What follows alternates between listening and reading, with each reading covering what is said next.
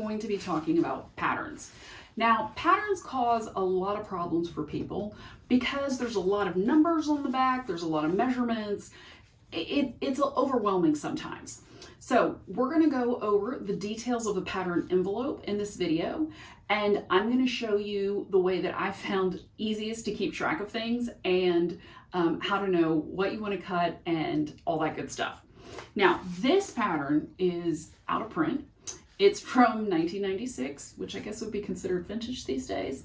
But I checked the Butterick catalog, and the similar pattern is going to be Butterick 6653. It's a fast and easy pattern. It's very similar to this. I think the neckline's a little different, but it's multiple lengths, kind of a shift dress, zipper in the back, darts in the front, neckline, sleeveless. So it's a pretty basic pattern.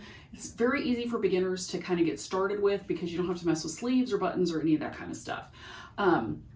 It's just facing, zipper, couple of darts, and a hem, and you're good to go. One thing to keep in mind when you start sewing is that the measurements on the back of the pattern and the size that they correspond to is probably going to be a little traumatic for you. Pattern companies have not changed their sizing in, I don't know, 50 years. If you go look at a vintage pattern from the 40s or 50s and you compare the measurements to the measurements and the sizing in a current pattern, they're going to be pretty similar, like plus or minus an inch. I think I did a whole comparison between like a 1950s pattern and a 90s pattern, and there was like 1.5 inches difference in the sizes and the actual measurements, but the size was still like way skewed higher than clothing sizes. I took my measurements today and I was a little shocked that in this pattern, I'm a size 16. Now, I don't look like a size 16 in normal clothes. I wear an 8 or 10. So it's a little shocking to have to wrap your head around the fact that suddenly you're in this bigger size. But it doesn't matter, because the reality is when you make something, you want to go by whatever the measurements are. So my bust is a 37.5. That corresponds best with a size 16. If I made an 8 or a 10, it would be for a 31 or 32 inch bust, which is not going to fit. That math will not work. So get over the fact that that size of the pattern is going to be a lot larger than what you're used to, and go with your measurements, because if you don't, you're going to spend all this time making a pattern and it's not going to fit. So to get started, we're going to zoom in on this so you can see what I'm talking about. Starting with the front of the envelope, there are going to be fashion illustrations and usually a photo in the fabric so you can kind of get a feel for the way that it's going to hang on the dress. Fashion illustrations are great because they show you more of the technical aspects, so you know that this pattern has darts. There's like a dropped waist on this one with some pocket details, and you can see that there's a side seam in here, meaning that it must close in the back. But it's not the same as actually seeing it in a photo, because then you can actually see how the fabric hangs. So this has different variations, and we're going to be doing B as the design, and I might drop that neckline. I haven't decided yet, but that's the one I like the best. That's why I bought this pattern back in 1996. Other information that's really good is the sizing information. So this is a multi-size pattern, meaning that it comes in 3 different sizes to adjust fit. Thankfully, it goes up to a 16 because that's the size I am now, but when I bought it, I was probably a 14. Other good information to know is this is a fast and easy pattern, meaning that it is good for beginners. As we mentioned earlier, no sleeves, always make things easier.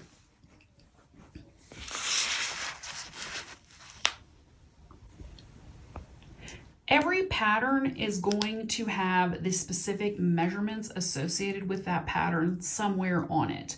Now in Butterick, they usually put it on the flap. McCall's and some of the other pattern companies will also have it on the flap, or they might actually have it on the body of the pattern envelope. So just check it's always there. when you buy these patterns, this little flap is usually tucked in, so you may not notice that the measurements are in there. Just untuck it, and then you want to make sure that the size of the pattern package contains the size that you need. So I'm here at a 16, and that's going to be me. Even though my measurements aren't exactly a 16, I'm a 37.5 bust, my waist was 31, and my hips were 39. That's going to be the closest measurement. Because this pattern has bust darts, and this is the one I'm making, it needs to fit the best in the bust. As far as anything below that, it's going to turn into an A-line and be tapered. So the fact that my waist measurement is a little bit larger than the pattern isn't going to matter, and neither is the hip. That my hips are a little bit smaller, because it's going to be a loose A-line dress, and it only needs to be fitted at the bust, which makes that measurement the most important measurement.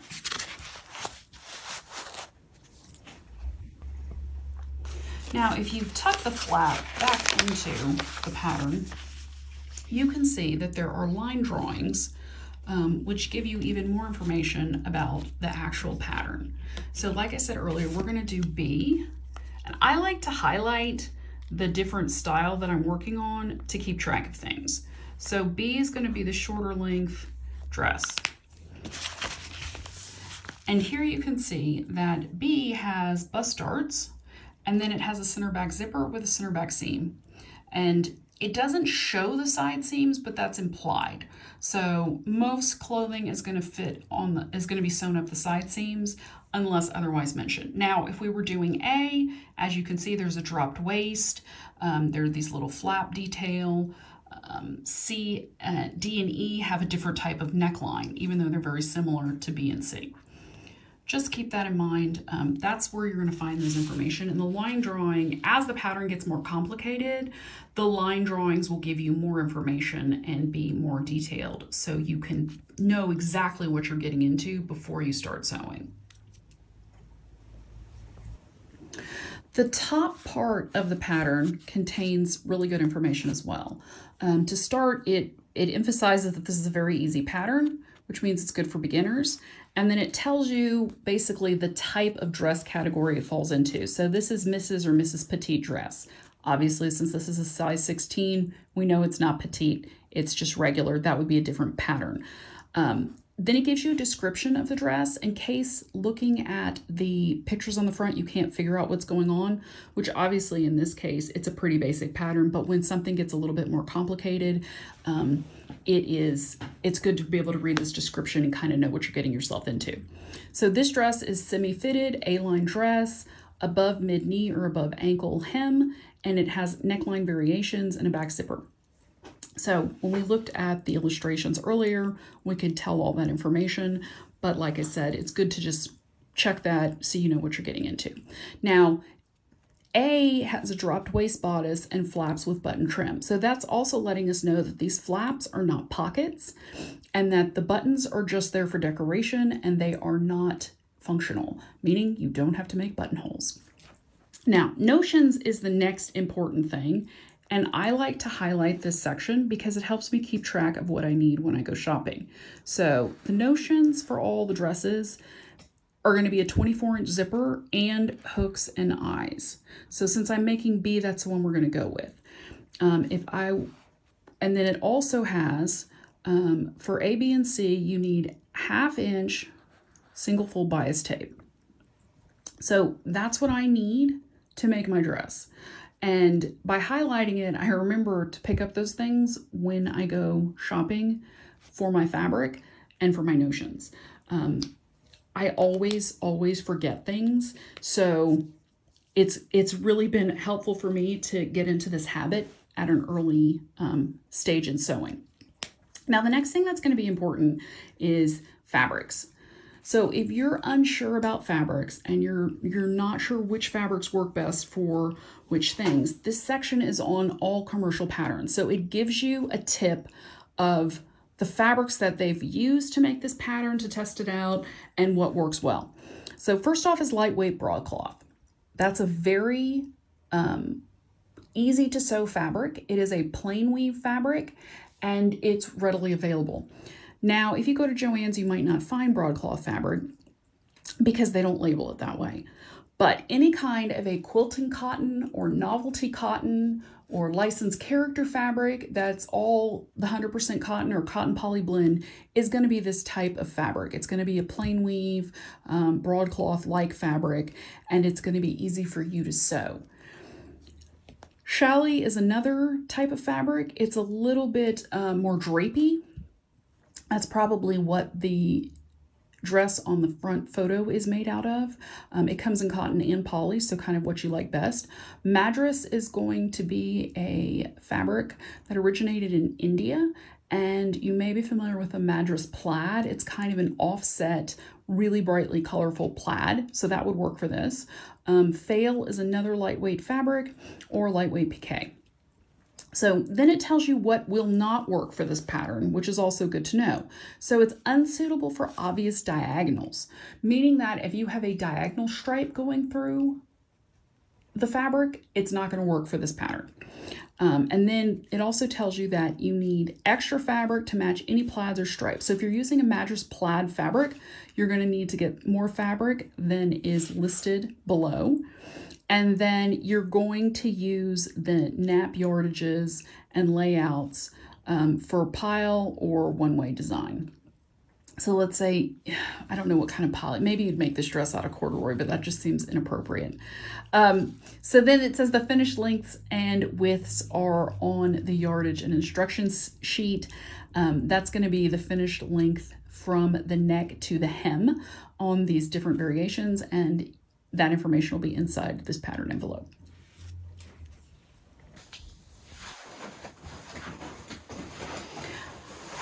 This is not the fabric I was intending on using for this pattern, but the fabric I was intending to use has obvious diagonals and therefore it is unsuitable for this pattern. Didn't realize there were obvious diagonals.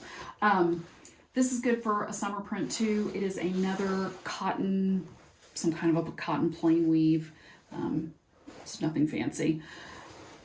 Good way to figure out the width of your fabric, especially when it's straight off the bolt. It's going to have a nice hard fold on one side, is to just measure half of it.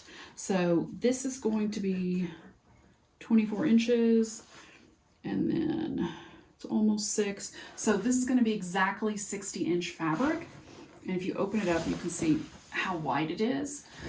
And that's what we're going to use when we go back to the pattern envelope to determine how much fabric we need for this pattern. So I'm going to put that there, and let's go back to the pattern envelope.